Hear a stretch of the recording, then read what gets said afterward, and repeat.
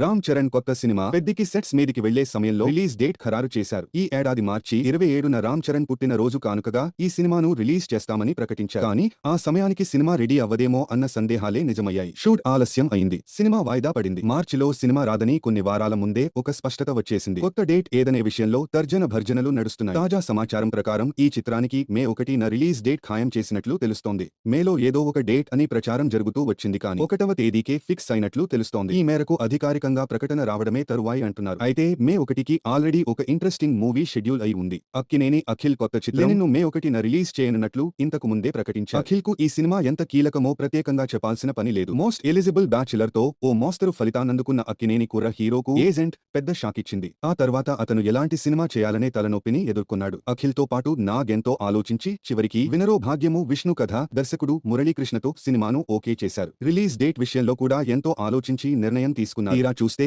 ఇప్పుడు చరణ్ సినిమా పోటీకి వస్తోంది. అయితే చరణ్ అఖిల్ చాలా క్లోజ్ ఫ్రెండ్స్ అన్న సంగతి తెలిసిందే. కాబట్టి ఇద్దరూ మాట్లాడుకున్నాకే తమ చిత్రాల రిలీజ్ డేట్లు ఖాయం చేసుకుంటారనడంలో సందేహం లేదు. పెద్ది మే 1న రాక తప్పని పరిస్థితి ఉంటే అఖిల్ అదే నెలలో ఇంకో డేట్ చూసుకుంటాడేమో.